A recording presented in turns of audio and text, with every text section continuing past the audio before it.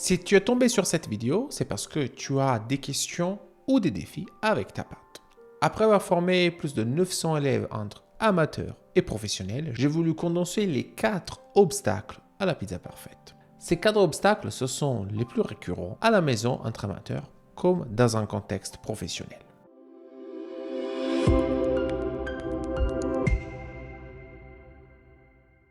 Cette masterclass a 3 objectifs. En premier, c'est d'évaluer les impacts de ces 4 obstacles. Donc, évaluer les conséquences au niveau de la pâte, du résultat final. Le deuxième objectif, c'est d'évaluer les causes possibles pour ces problèmes. Et en troisième, on va évaluer les pistes de solutions possibles à ces défis. Que tu sois un amateur à la maison, un pizzaiolo ou un gérant d'un camion ou d'une pizzeria, cette présentation va t'apporter énormément d'informations pour mieux comprendre tes défis et aussi être conscient des autres possibles défis qui peuvent arriver dans la réalisation d'une pâte. Quand on réalise une pâte à pizza, au-delà de régaler ses convives ou ses clients, c'est très important d'être satisfait de sa pizza. La satisfaction d'une pizza vient de quoi? Vient du fait d'obtenir une pâte que ce soit facile à travailler dans toutes les étapes de préparation.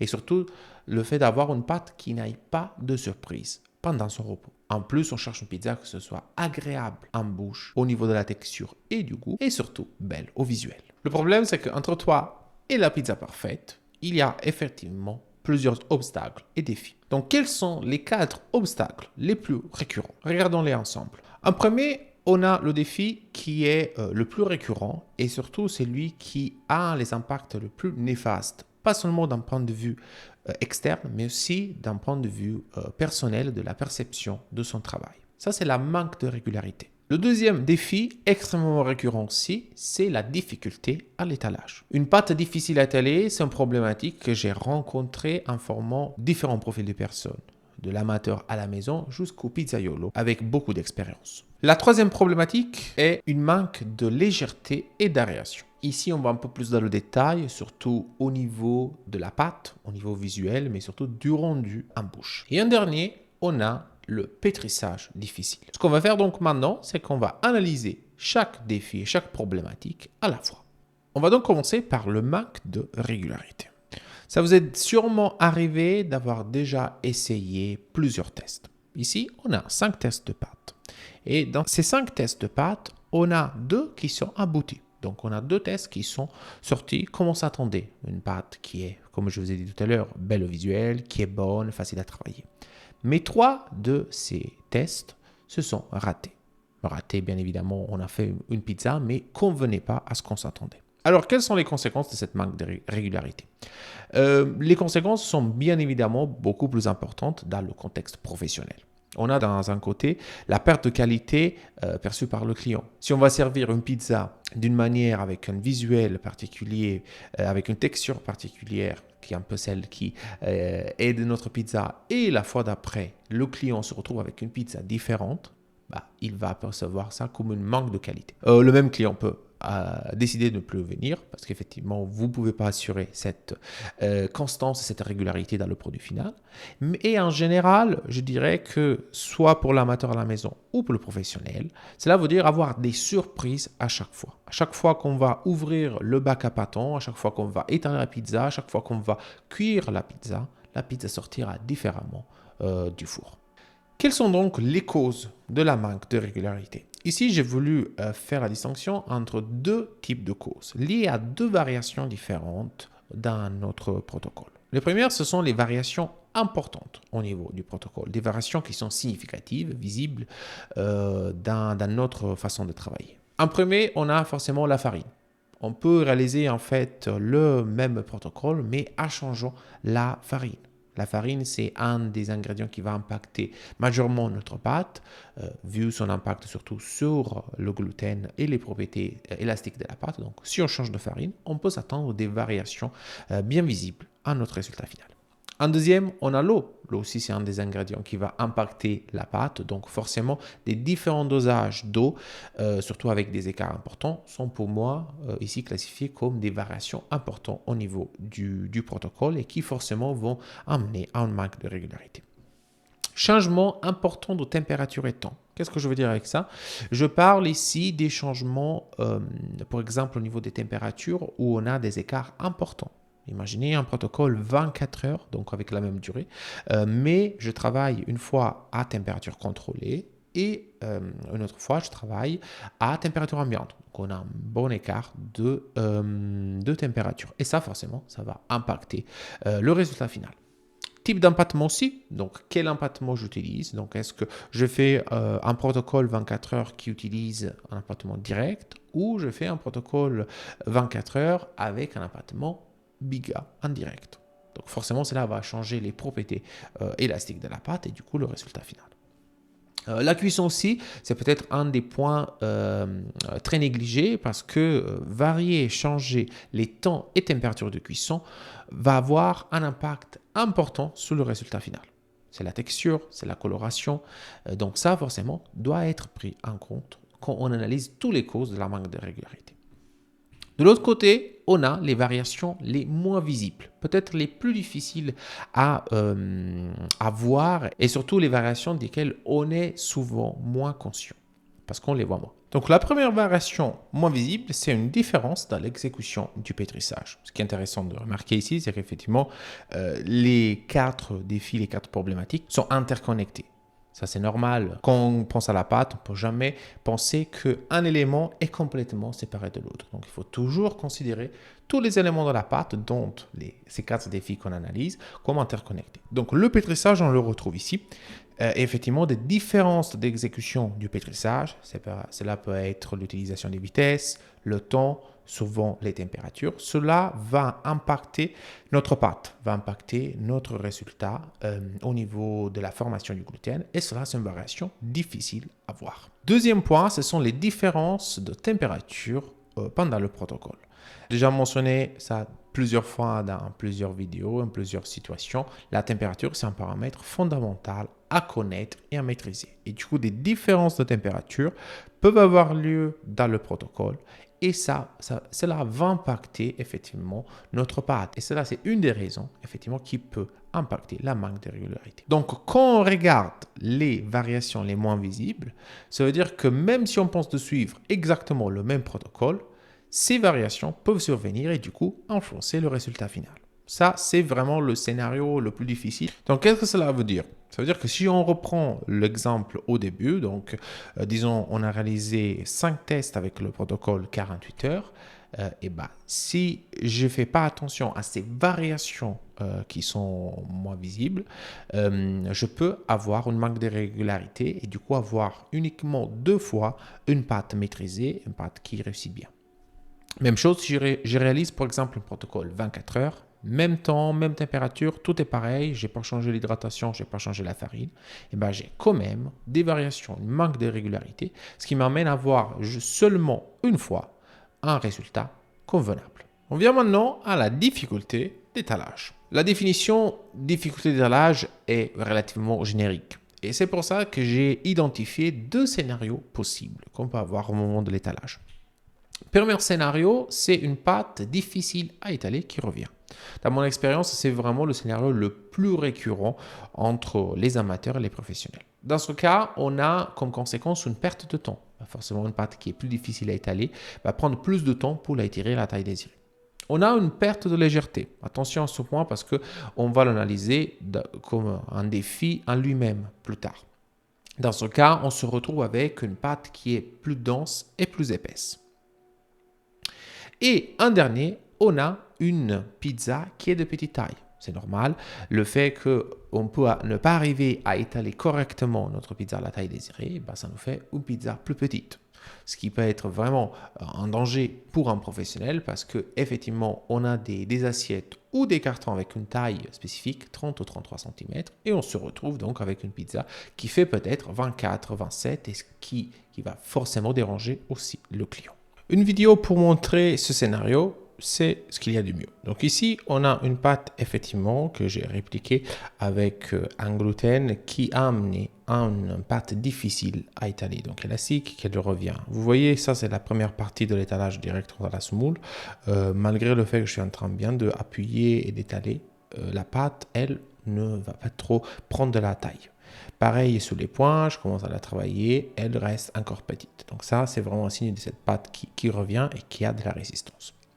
Après, ce que je voulais vous montrer, c'était justement la conséquence donc, de ces scénarios pour ce qui concerne la pâte après la cuisson. Donc ici, à nouveau, je suis sous la pelle, j'essaie de la étirer juste avant d'aller en cuisson et vous voyez qu'elle reste petite.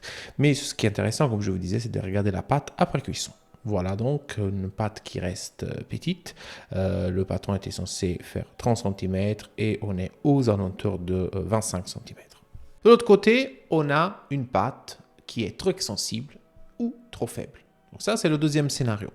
Dans ce cas aussi, on a une perte de temps. Le fait que la pâte est plus faible nous amène en fait à faire des gestes qui sont plus lents, qui sont plus délicats pour éviter justement de casser notre pâte. Après la cuisson, généralement, on a une manque de développement et d'alvéolage de la pâte. La pâte est plate, au visuel, donc si surtout on cherche voilà, un alvéolage sur un produit comme un autre, bah, cela ne sera pas là à cause vraiment de cette pâte qui est trop faible. Et le dernier point, le plus délicat, c'est que dans ce cas, on a un risque important que la pâte se déchire.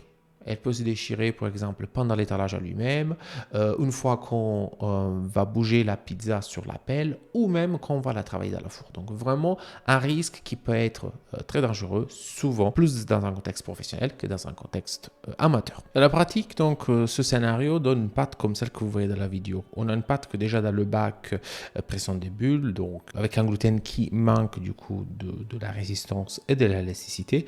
Cette pâte a l'avantage, on pourrait dire, apparent d'être très très simple à étaler, mais une fois que je vais sur mes points, en fait, elle s'étale vraiment rapidement. Alors dans ce cas, c'est vrai que la pâte n'est pas un point de faiblesse très critique, hein, mais vous remarquez quand même comme le gluten est vraiment trop détendu et même sur la pelle, quand je la tire, j'ai une pâte qui s'étale trop facilement. Donc ça, c'est vraiment une représentation visuelle de ce scénario.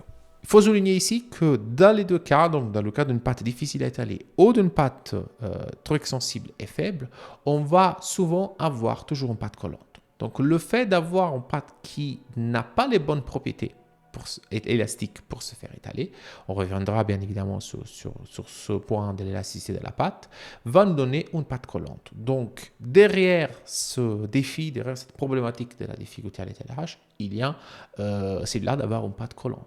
Et ça, c'est un scénario qui arrive très très souvent entre les amateurs et les professionnels. Pâte qui colle sur le plan de travail, sur la pelle, quand on est en train de la faire descendre sur la pierre. Donc vraiment un problème très très commun. Regardons maintenant les causes derrière les difficultés à l'étalage. Ce qui est intéressant de dire, c'est que les deux scénarios qu'on vient d'analyser ont la même cause. Et cette cause, c'est un équilibre incorrect de l'élasticité du gluten. Pendant la réalisation de notre pâte, on doit assurer que le gluten arrive au bon équilibre de son élasticité au niveau de la ténacité et de l'extensibilité. Si on n'arrive pas à cet équilibre, on va avoir des problèmes à plusieurs parties du protocole, mais le moment où on voit vraiment ces problèmes, c'est à l'étalage. Donc, qu'est-ce qui peut contribuer à avoir cet équilibre incorrect de l'élasticité du gluten?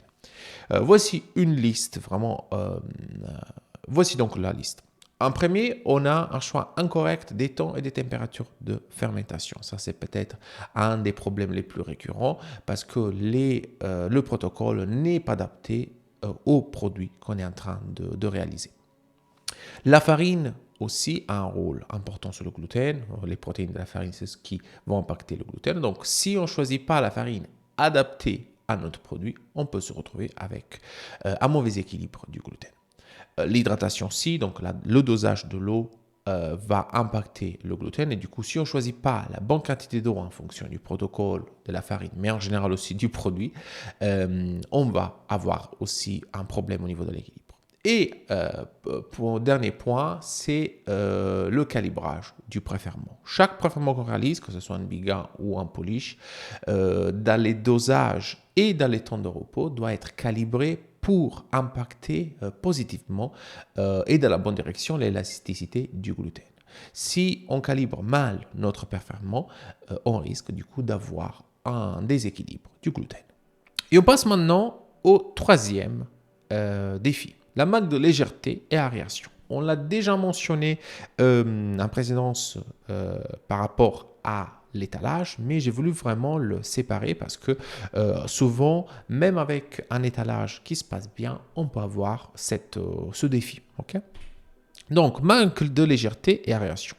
Le résultat, c'est qu'on a une pâte visuellement dense, donc la pâte manque d'alvéolage, donc on a une densité importante, et surtout la texture, cela lourde en bouche. Il faut faire quelques clarifications, surtout quand on regarde notre pizza, notre produit final, pour essayer de comprendre où elle va être lourde. Donc, on a d'un côté les bords, okay, peut-être l'endroit qu'on va analyser en priorité pour évaluer la légèreté, l'aération, le développement de la pâte. Et quand on a un manque de cette légèreté d'aération, c'est là qu'on a des bords qui ont excès de pâte. Okay? L'alvéolage n'est pas là, on a beaucoup de pâte, on a une densité de pâte importante. Trop de pâte dans le bord. De l'autre côté, on peut aussi avoir trop de pâte vers le centre. Okay? Bien évidemment, ici, on est en train de prendre l'exemple de la pizza classique ou la pizza napolitaine, donc tous les pizzas qui vont demander un étalage jusqu'à des grandes dimensions, surtout avec une pâte fine. Bien évidemment, cela ne s'applique pas avec une focaccia ou une teglia romaine, parce que dans ce cas, on cherche une épaisseur différente. Donc, je disais pour la napolitaine, on va avoir une épaisseur plus importante. On a du mal peut-être à étaler bien la pâte, ça c'est lié souvent à l'élasticité, et on se retrouve du coup en bouche avec cette pâte qui est lourde parce qu'on a perdu cette légèreté. Voilà donc à quoi ressemble une pâte qui manque d'alvéolage, donc avec une densité importante et qui sera surtout donc lourde en bouche. On peut penser qu'en regardant la pâte en bord bien développé, donc c'est aéré, mais quand on la coupe, on s'aperçoit effectivement de cette manque de légèreté et d'alvéolage. Regardons maintenant à quoi doit ressembler une pâte qui est légère et bien alvéolée. On prend l'exemple de la pizza napolitaine, mais cela s'applique également à la pizza classique. Donc, on voit dans les bords une densité de pâte basse. Cette densité de pâte basse, elle est évidente vu qu'on a très peu de pâte et on a la plupart du vide dans ce bord. C'est ça qui va vraiment donner cette texture légère en bouche. Pour ce produit, donc pour la napolitaine, on voit aussi que la pâte ailleurs que le bord, donc partant du bord vers le centre, elle est très très fine. Ça c'est très important parce qu'on a une pâte qui s'est laissée étaler facilement et qui a pu arriver à cette épaisseur très fine. Cette épaisseur fin va augmenter vraiment la sensation de légèreté de la pâte. Ces considérations s'appliquent de la même manière sur une pizza teglia romaine. Ici, on voit la section avec un alvéolage bien développé et une densité basse.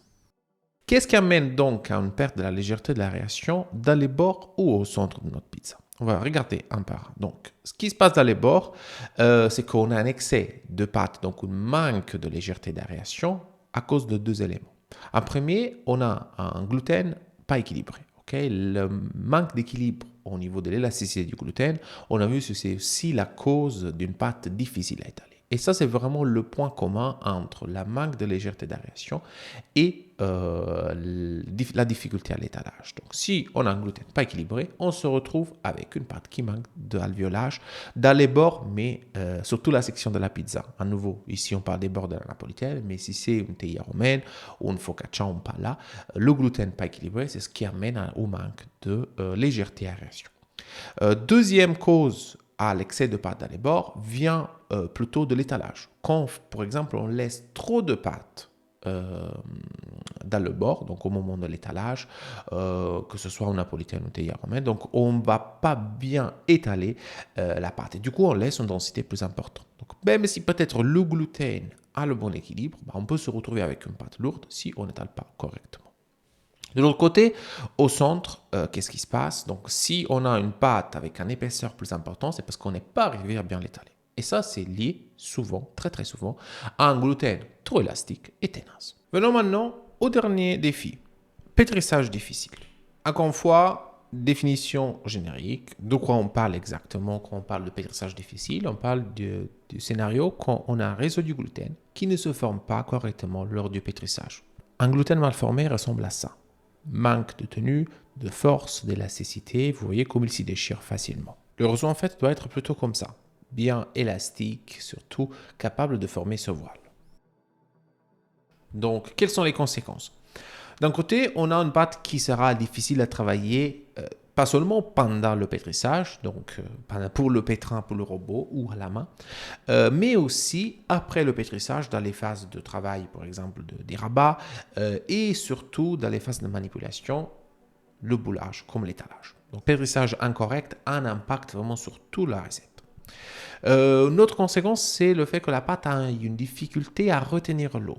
Peut-être ça vous est arrivé de retrouver de l'eau dans le bac à pâton ou dans d'autres moments du protocole. Et bien cela est lié au fait que le gluten et la farine n'ont pas bien absorbé l'eau.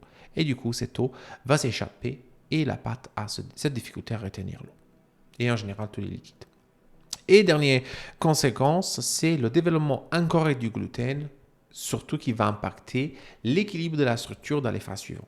Le pétrissage, c'est le démarrage de la construction de la structure. Si on démarre mal, forcément, tout sera plus difficile à équilibrer plus tard. Quelles sont les causes d'un pétrissage difficile? On peut forcément analyser plusieurs éléments. Un de ces éléments, c'est la vitesse du pétrin. Une mauvaise utilisation des vitesses du pétrin peut amener en fait un gluten qui se forme mal. Cela veut dire choisir les mauvaises vitesses pour le pétrissage avec un robot, un pétrin, ou même ne pas avoir les bonnes vitesses pour le pétrissage.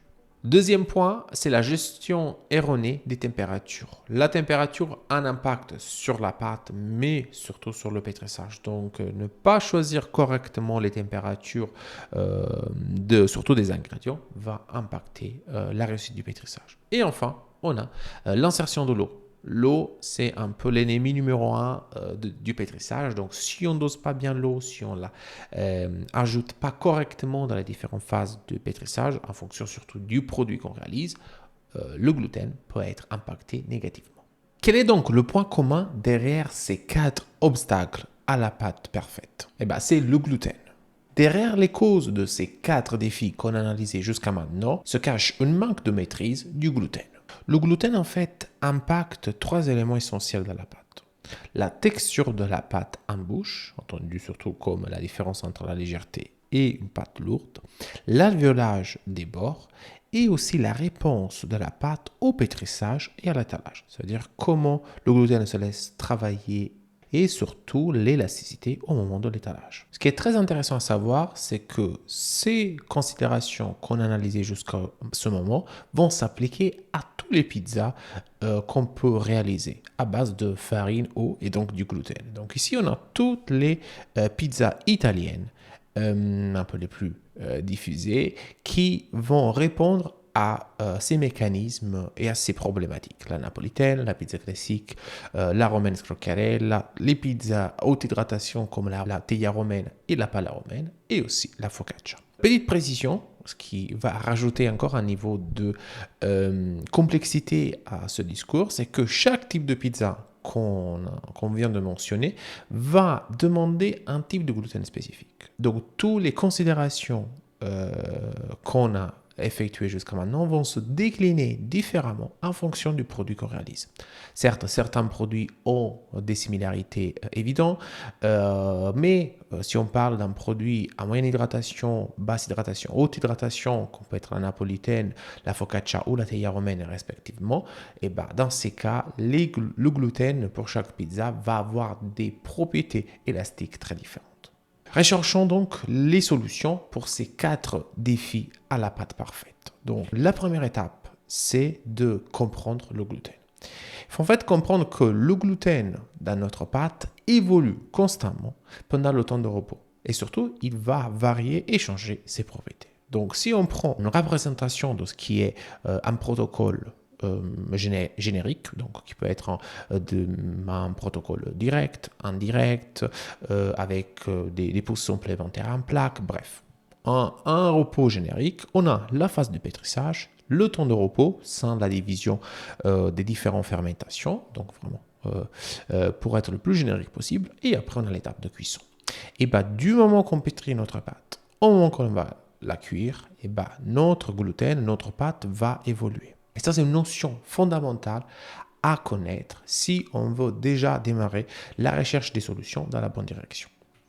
Ensuite, quand on regarde nos 4 défis qu'on a discutés dans cette masterclass, donc la manque de régularité, la difficulté à l'étalage, la manque de légèreté à réaction et le pétrissage difficile, on peut commencer à poser des questions. On peut commencer à se poser donc des questions pour aller analyser mieux notre façon de travailler, notre protocole et surtout notre maîtrise du gluten. Première question, et ça va vraiment nous aider, notamment dans le dernier point, dans le dernier défi. Comment la température et le transfert d'énergie impactent le gluten pendant le pétrissage? La phase du pétrissage, c'est une phase critique pour le transfert de l'énergie. Et on a vu aussi que les températures jouent un rôle important. Donc, comprendre et répondre à cette question va forcément commencer à nous donner une piste à évaluer. Deuxième élément, comment les différentes fermentations de la pâte, donc que ce soit un pré-ferment, la fermentation du premier repos, en masse, de l'après, vont impacter le gluten et impactent surtout l'élasticité du gluten. Ensuite, dans le cas d'un empattement indirect, comment la calibration d'un pré-ferment va impacter le gluten. Comment le repos du pré-ferment et surtout comment le dosage des différents ingrédients va impacter la fermentation et donc le gluten à la fin du protocole. On vient après à les deux paramètres dont on a mentionné et qui sont effectivement importants à connaître, les temps et les températures de gestion. Donc, ce qui est important à connaître, c'est quel est leur impact sur le gluten pendant le protocole. Quand on regarde les ingrédients en elles-mêmes de la pâte, la question à se poser, c'est comment les ingrédients et leur dosage impactent le gluten. Chaque ingrédient aura un impact plus ou moins important sur le gluten en fonction de ses propriétés et de ses quantités. Donc, ces éléments sont bien évidemment à connaître. Dans un protocole, quelles sont les variables à prioriser pour garder une maîtrise optimale de notre résultat final? C'est clair, on a un nombre élevé de variables dans un protocole, dans une pâte, mais quelles sont les variables les plus importantes sur lesquelles on peut se focaliser? Et dernier point, qui va surtout impacter le premier défi, celle de la manque de régularité, c'est la question suivante. Quelles sont les variations non maîtrisées qui impactent le protocole? Les variations qui sont peut-être visibles, maîtrisées, comme on a discuté tout à l'heure, sont peut-être les plus simples à changer, à maîtriser, parce que si par exemple on change de farine, on voit qu'il y a une différence évidente dans mon résultat final, je peux revenir à ma farine de démarrage.